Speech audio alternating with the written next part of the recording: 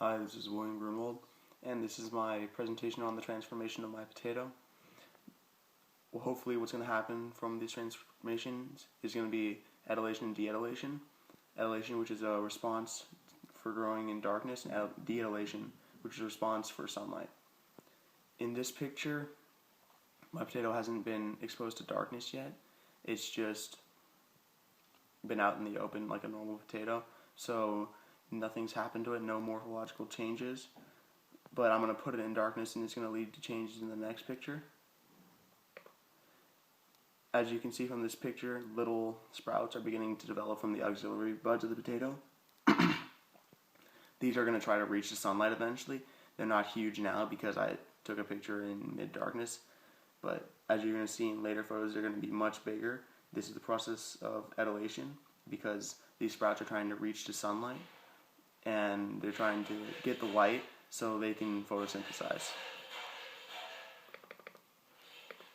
This is my potato after it's been through the etiolation process. As you can see, the sprouts are much longer now. They're white. They've been trying to reach the sunlight to get for the phytochromes to get sunlight so they can photosynthesize. The phytochromes are considered receptors, and they're going to get light and lead to de-etiolation, which is a greening process where the potato should turn green and sprout green leaves. The green leaves wouldn't help when it was in darkness because it thinks it's underground. The green leaves would just get in the way. So this is after a couple days of de-etiolation. The potatoes turned green a little bit around. It has sort of like a mossy thing on it. And the shoots themselves are now greenish brown.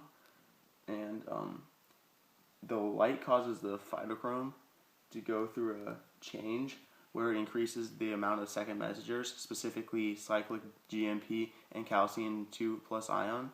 Those increase in the cell. And this causes more, like a cascade of protein kinase changes and reactions. It's a signal transduction pathway. And what this is going to do is it's going to try and make leaves sprout from the shoots. And what that will do is lead to a plant that will be able to recognize or a leaf that will be able to recognize sunlight and go through the process of photosynthesis. And my last photo, the sprouts are brown much more than before. There's more green algae. It looks like it's about to go through the leaving process, but not quite because there are little buds at the end of the shoots. The reason it probably didn't go through the leaving process is because I didn't expose it to enough sunlight in enough time. The amount of sunlight I exposed it to was limited because I didn't want to keep it out wide in the open where animals could get to it. So I tried to keep it in more of a secluded area. And I believe that if I had more time to let it absorb sunlight and go through these changes inside of it, it would have sprouted the leaves at some point. And that's it. That's the transformation of my potato.